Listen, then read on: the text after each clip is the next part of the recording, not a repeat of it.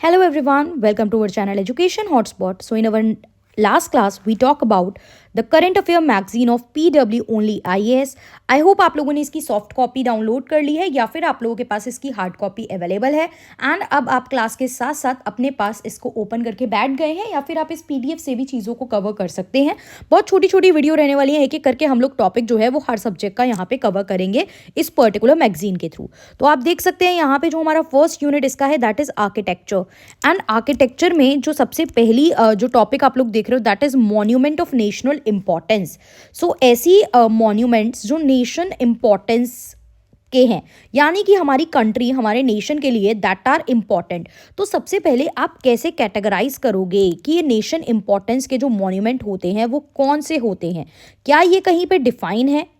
Nation importance आप कह रहे हो, क्या ये कहीं पे डिफाइन है? एंड ऑब्वियस सी बात है, जब आप मॉन्यूमेंट ऑफ नेशन इंपॉर्टेंस की बात कर रहे हो इट मीन्स आप उनको सही से रखने की बात करोगे। इतना तो हमें बेसिक क्लैरिटी मिल रही है। तो हम देख लेते हैं यहाँ पे क्या कहा जा रहा है।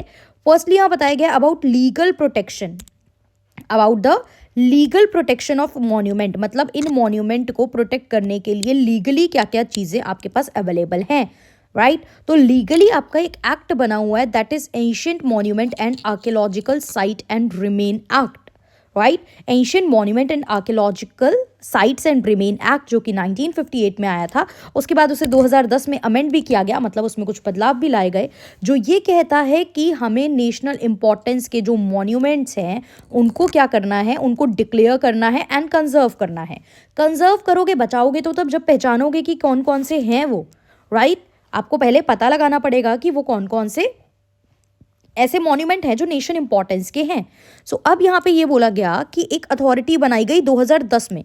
1958 में ये एक्ट आया था लेकिन 2010 में जब अमेंड किया गया तो एक अथॉरिटी बनाई गई that is national monument authority. Under this act, यही एक्ट जो 2010 में अमेंड किया गया उसके अंडर एक अथॉरिटी बनाई गई थी that is national monument authority. वो अथॉरिटी क्या कह रही है, वो सेंट्रल गवर्नमेंट को असिस्ट कर रही है कि किस तरीके से आप ग्रेड कर सकते हो या क्लासिफाई कर सकते हो मॉन्यूमेंट्स को कि ये जो है ये नेशन इंपॉर्टेंस का, ये ज़्यादा इंपॉर्टेंट मॉन्यूमेंट है, राइट। ये चीज़ बताते हैं। लेकिन वो ये भी कह रहा है कि इस एक्ट में दिस एक्ट लेक डेफिनेशन। अगर आपसे पूछा जाए क्या ये एक्ट क्लियर कट डिफाइन करता है मॉन्यूमेंट ऑफ नेशन इंपॉर्टेंस को, तो आपको बताना है no clear cut definition is given under this act. Nation monument of national importance की कोई क्लियर कट इंफॉर्मेशन नहीं है। सो फिर क्या क्राइटेरिया है जिसके बेसिस पे आप क्लैरिफाई करोगे? सबसे पहली बात, क्राइटेरिया कोई ऑफिशियली नहीं है कि कहीं रिटर्न लिस्टेड डेफिनेशन दे रखी है, लेकिन फिर भी क्या क्या चीज़ें हम देखेंगे। कम से कम वो मॉन्यूमेंट 100 साल की पुराना हो, एटलीस्ट 100 ईयर्स का हो। उसके बाद उसकी हिस्टोरिकल, आर्कियोलॉजिकल या फिर आर्टिस्टिक वैल्यू होनी चाहिए। ऐसे नहीं कुछ भी क्रिएट कर दिया, आपको बैकग्राउंड ही नहीं पता, आपको उसकी हिस्ट्री नहीं पता, वो कौन से एरा से बिलोंग करता है, who constructed that, what is the story behind that. ये सब चीज़ें कुछ ना कुछ उसमें क्या एक डिफरेंट तरीके से उसको क्रिएट किया गया है, तो कुछ चीज़ें उसके पीछे होनी चाहिए।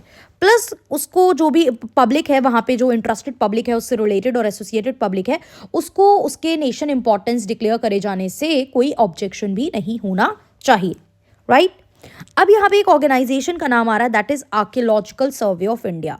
सो ASI का नाम आप लोगों ने सुना होगा, आपने आर्कियोलॉजिस्ट सुना होगा। आर्कियोलॉजिस्ट होते हैं जो इन सब चीज़ों की स्टडी कर रहे हैं, आर्कियोलॉजिस्ट की रिपोर्ट के अकॉर्डिंग दिस एंड दैट। तो archaeological survey of India is an organisation, ये एक संस्था है जो हमारी मिनिस्ट्री ऑफ कल्चर के अंडर जाती है। और ये करती क्या है, जो भी आपके नेशन के, हमारी कंट्री के कल्चरल हेरिटेज होते हैं उन पर रिसर्च करती है और उनको प्रोटेक्ट करके चलती है। रिसर्च करना उनके रिगार्डिंग, रिसर्च में कुछ भी हो सकता है कि अब जैसे आप देख सकते हो कि जो भी आपके कंस्ट्रक्शन की बात चल रही थी तो वहाँ पे आर्कियोलॉजिकल डिपार्टमेंट का एक बहुत बड़ा रोल रहता है ना, बिकॉज आर्कियोलॉजिकल डिपार्टमेंट की स्टडी, उनकी फाइंडिंग्स जो हैं वो एक इंपॉर्टेंट रोल प्ले करती हैं डिसीजन मेकिंग में। तो यही चीज़ है, ये रिसर्च करते हैं और प्रोटेक्ट करते हैं, प्लस ये रेगुलेट करते हैं आर्कियोलॉजिकल एक्टिविटीज़ को। और कौन से एक्ट के अंडर? 1958 में जो आपका अभी हमने ऊपर नाम पढ़ा था, ancient monument and archaeological site and remain act आया था।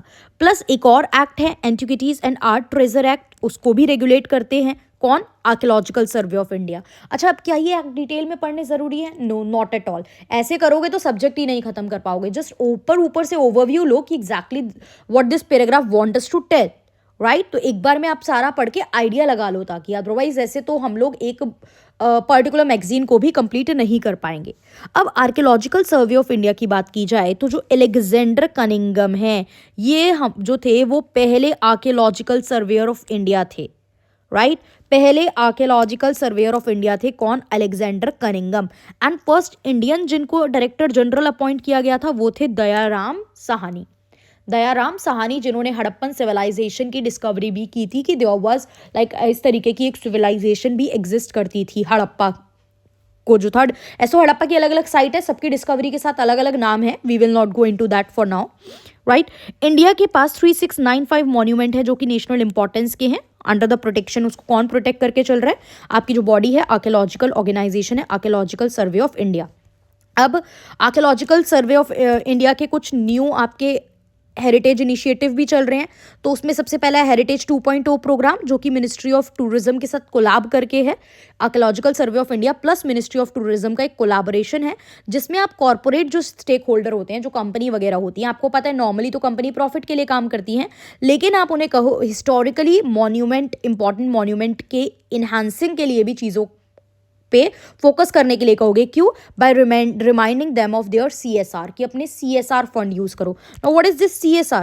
CSR is corporate social responsibility. No matter आप लोग कॉर्पोरेट भी हो तो भी आपकी कुछ सोशल रिस्पॉन्सिबिलिटी बनती है। So by using that CSR fund आप लोग ये काम भी करके चलोगे। तो ये एक प्रोग्राम है। Then we have Indian heritage app. इस तरीके की आप एक ऐप बनाओगे और इस ऐप के थ्रू होगा क्या?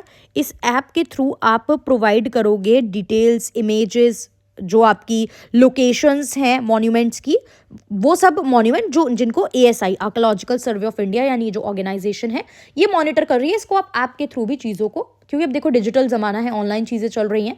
आप देखते हो बहुत सारी जो हिस्टोरिकल आपकी मॉन्यूमेंट है ना, विजिट करने जाओ आजकल तो टिकट भी स्कैन करके सीधा QR कोड से आप बुक करके जाओ दिखा के।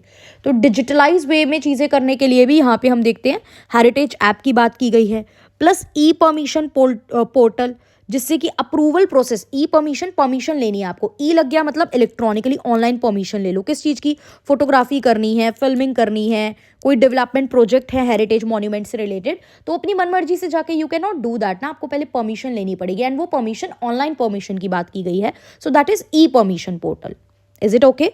सो ये आपका पहला टॉपिक था, that is monument of national importance. अगला इज अबाउट जगन्नाथ टेम्पल, जिसको हम अगली वीडियो में करेंगे। I will make the video very short so that एक दो चलते फिरते भी आप टॉपिक को कंप्लीट कर सके। And if you want and if you are interested and if you will tell me कि इसको बड़ी वीडियो बना के ज़्यादा से ज़्यादा टॉपिक कंप्लीट कर लिए जाएं एक ही वीडियो में, then we will also do that depend upon your response.